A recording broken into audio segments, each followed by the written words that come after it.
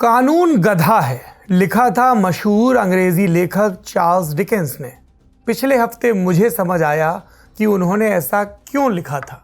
ये तजुर्बा बयां कर रहे हैं अशोक लवासा, जो भारत के पूर्व इलेक्शन कमिश्नर यानी चुनाव आयुक्त रह चुके हैं, आईएएस अधिकारी रहे हैं। आप वैचारिकी देख रहे हैं। इंडियन एक्सप्रेस हिंदी का ये खास शो है जिसमें हम भारत के बेहतरीन विचारकों की राय आप तक लेकर आते हैं। आगे सुनिए अशोक लवासा क्या लिखते हैं। पिछले हफ्ते मैंने खुद को एक भर्ती घोटाले में फंसा पाया। कैसे? अप्रैल 2009 में मैंने एक चिट्ठी पर दस्तखत किए थे। इस चिट्ठी में लिखा था कि सीआरपीएफ के एक इंस्पेक्टर जनरल पर मुकदमा चलाने की इजाज़त गृह मंत्री देते हैं। गृह मंत्री खुद भी उस कुर्सी पर तभी भर्ती हुए थे। पिछले गृह मंत्री ने 26 नवंबर 2008 के मुंबई आतंकी हमले के बाद इस्तीफा दिया था। वो दौर ऐसा था जब ये मुमकिन लगता था कि काम न कर पाने की कीमत मंत्रियों को भी चुकानी पड़ सकती है। जब सीबीआई ने इस घोटाले का पर्दाफाश किया तो गृह मंत्री जवाबदेही तय करना चाहते थे। वे केंद्रीय अर्धसैनिक बलों की भर्ती की पूरी व्यवस्था को नए सिरे से खड़ा करना चाहते थे। उस आईजी पर मुकदमे की इजाज़त इसी जवाबदेही को लागू करने के लिए थी। बाद में भर्ती का तरीका भी बदला। सिपाहियों की लिखित परीक्षा को ओएमआर आधारित बनाया गया, यानी वो तरीका जिसमें जवाब गोले भरकर दिए जाते हैं और जांच मशीन से होती है। यानी मनमानी की गुंजाइश खत्म करने के लिए इंटरव्यू हटाया भी गया और फिजिकल एलिजिबिलिटी यानी शारीरिक योग्यता की परीक्षा को और सख्त कर दिया गया। मैंने कभी सोचा भी नहीं था कि उस चिट्ठी पर बतौर ब्यूरोक्रेट किए गए मेरे दस्तखत 17 साल बाद मेरा पीछा करेंगे। मुझे पटना बुलाया गया सिर्फ ये गवाही देने के लिए कि इजाज़त वाली उस चिट्ठी पर दस्तखत मैंने ही किए थे। मैंने गृह मंत्रालय को लिखा। मैंने कहा कि ये बात कितनी बेतुकी है। जिस बात की तस्दीक सरकारी रिकॉर्ड से हो सकती है उसकी गवाही के लिए मुझे बुलाया जा रहा है और मेरे आने जाने और ठहरने पर सरकारी पैसा बर्बाद भी हो रहा है। मैंने अदालत से गुजारिश भी की कि मेरी गवाही वीडियो कॉन्फ्रेंसिंग के जरिए ले ली जाए, पर जैसा होना था मुझे कोई जवाब नहीं मिला। मिले तो सिर्फ नए समन यानी बुलावे। मैं पटना पहुंचा। अदालतें खुली थी लेकिन अंदर जाने वाला दरवाज़ा बंद था। फिर दूसरे दरवाजे पर गया जहां एक पहरेदार ने 3 उंगलियां उठाकर इशारा किया कि मैं गेट नंबर 3 पर जाऊं। अंदर आती और बाहर जाती गाड़ियां एक दूसरे में यूं फंसी थी जैसे किसी कभी न खत्म होने वाली कानूनी लड़ाई में उलझे दो दुश्मन फंसे हों। इन्हें कायदे में बांधना भी नाइंसाफ़ी लगता था क्योंकि रास्ता तो दोनों को ही चाहिए था। मैं धक्के खाता हुआ आगे बढ़ा। 3 मंजिल चढ़कर उस अदालत तक पहुंचा जहां मुझे जाना था। एक सुनवाई चल रही थी, पर ऊंची मेज के पीछे नीची कुर्सी पर बैठे जज बमुश्किल दिख रहे थे।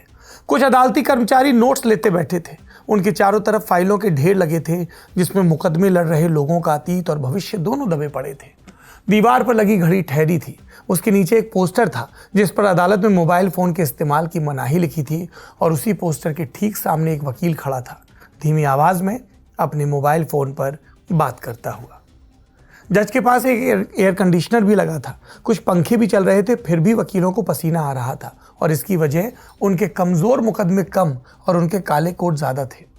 अपना मुकदमा लड़ रहा एक वकील अपनी फाइल से पढ़ पढ़ कर सुना रहा था। दोनों तरफ मेरे जैसे लोग बेंच पर बैठे थे अपनी बारी का इंतज़ार करते हुए। यहाँ ना कोई बड़ा था ना छोटा, ना किसी का ओहदा था ना कोई साख। उस कमरे में बैठा हर शख्स एक ऐसी व्यवस्था का हिस्सा होने का कसूरवार लग रहा था जो सबको बराबरी से जलील करने के लिए ही बनी थी। दोनों आरोपी कटघरे में भावहीन खड़े थे, बहसों से बेपरवाह, हाथ जोड़े इस उम्मीद में कि शायद उनका यही झुका अंदाज उन्हें इस कैद से बचा ले। इसी बीच वकील अंदर बाहर आते जाते रहे। कभी अदालती कर्मचारियों के कान में कुछ फुसफुसाते तो कभी मुकदमे की फाइलों और सबूतों से भरे बक्से खोलते। आधे घंटे बाद पब्लिक प्रोसिक्यूटर यानी सरकारी वकील लंगड़ाते हुए कमरे में आए। उन्हें ठीक से पता ही नहीं था कि मैं यहाँ क्यों हूँ। 17 साल से भी पुराने इस मुकदमे के बारे में किसी ने मुझे कुछ नहीं बताया था। 1 घंटे इंतजार के बाद मैं गवाह के कटघरे में गया। मुझे मेरे दस्तखत वाली चिट्ठी दिखाई गई और पूछा गया कि क्या इस पर दस्तखत मैंने किए थे। मैंने कहा हाँ। अदालत के क्लर्क ने इसे कंप्यूटर में टाइप कर लिया। फिर उसे याद आया कि गवाही से पहले तो मुझे शपथ लेनी चाहिए थी, तो उसने मुझसे कटघरे में लटके गत्ते के टुकड़े से पढ़ने को कहा। मेरा काम 5 मिनट में निपट गया। जब मैं अपने बयान पर दस्तखत करने का इंतजार कर रहा था तब तक एक और गवाह से पूछताछ हो गई। सरकारी पक्ष की सूची में दर्ज 200 से ज़्यादा गवाहों में मैं 58वां था। इसी बीच वकील और जज के बीच इंक्वायरी और इन्वेस्टिगेशन के फ़र्क पर तीखी बहस छिड़ गई, यानी शुरुआती जांच पड़ताल और औपचारिक विवेचना के बीच का फ़र्क।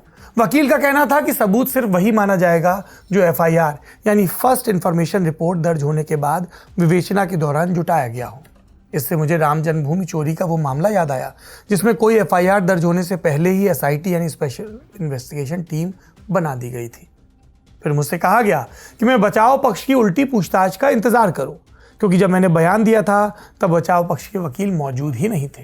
वो 1 घंटे बाद आए, तब जब जज ने चेतावनी दी कि अगर वो 10 मिनट में नहीं आया तो गवाह को छोड़ दिया जाएगा। वकील अपने माथे का पसीना पोंछते हुए पहुंचा। मैं दोबारा गवाह के कटघरे में था। बचाव पक्ष के वकील ने झेंपते हुए मेरा बयान देखने को कहा। क्लर्क ने कंप्यूटर की स्क्रीन उनकी तरफ घुमा दी। जब वो 3 मिनट तक पढ़ता ही रहा तो जज को हैरानी हुई कि 3 वाक्य पढ़ने में इसे इतनी देर क्यों लग रही है।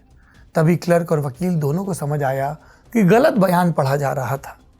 फिर सही बयान पढ़ने के बाद वकील 5 मिनट तक उस इजाज़त वाली चिट्ठी को टकटकी लगाए घूरता रहा।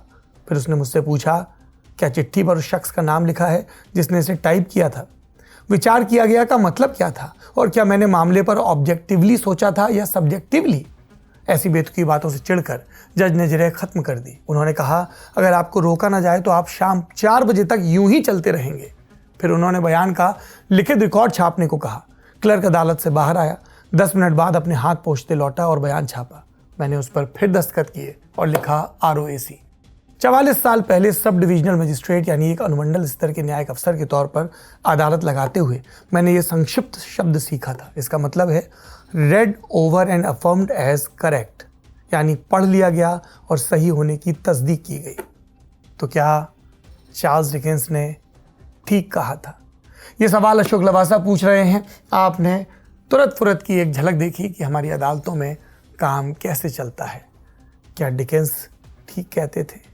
तंज में कहते थे कि कानून गधा है। कैसे काम करती है न्याय प्रक्रिया? आप भी कमेंट बॉक्स में अपने तजुर्बे बताइए और देखते रहिए इंडियन एक्सप्रेस हिंदी।